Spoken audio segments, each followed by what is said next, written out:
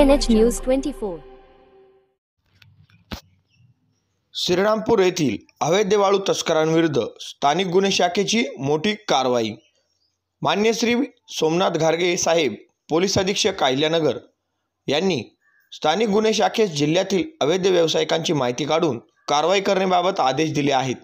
त्या अनुषंगाने पोलीस निरीक्षक श्री दिनेश आयर यांनी स्थानिक गुन्हे शाखा व तपास पथकातील पोलीस अंमलदार बाळासाहेब नागरगोजे, अशोक लिपणे, संदीप दरंदले, रणजित जाधव, आकाश काळे व रमीराजा तार अशांचे पथक तयार करून अवैध व्यावसायिकांची माहिती काढून कारवाई करण्याकामी पथकास रवाना केले।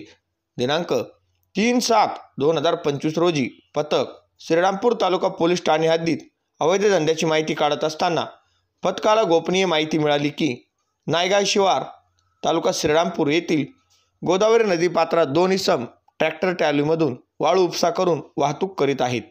मिळालेल्या माहितीतील नमूद ठिकाणी पथकाने पंचासह गेले असता 2 ट्रॅक्टर मजुरांच्या साहाय्याने वाळू भरताना मिळून आल्याने पथकाने छापा टाकून कारवाई करून 2 ट्रॅक्टर चालक ताब्यात घेतले। 1 करण अशोक वाघ वय 20 राहणार नायगाव तालुका श्रीरामपूर जिल्हा अहिल्यानगर, 2 अनिल नारायण आंबले वय 24 राहणार गोंडेगाव तालुका श्रीरामपूर जिल्हा अहिल्यानगर तसेच ट्रॅक्टर मालक दत्तात्रय रावसाहेब भवार राहणार गोंडेगाव तालुका श्रीरामपूर जिल्हा अहिल्यानगर व आदित्य काकासाहेब दिवे राहणार गोंदवणी वार्ड नंबर 1 श्रीरामपूर जिल्हा अहिल्यानगर अशांना ताब्यात घेतले आहे।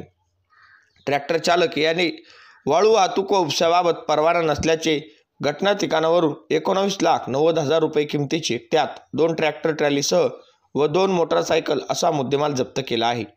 पथकाने ताब्यातील आरोपीस मुद्देमालासह श्रीरामपूर तालुका पोलीस स्टेशन येथे हजर केले असून वरील आरोपींविरुद्ध श्रीरामपूर तालुका पोलीस स्टेशन गुन्हा रजिस्ट्रेशन नंबर 353/2025 BNS 2023 चे कलम 303(2), 3(5) वगैरे प्रमाणे गुन्हा दाखल करण्यात आला आहे।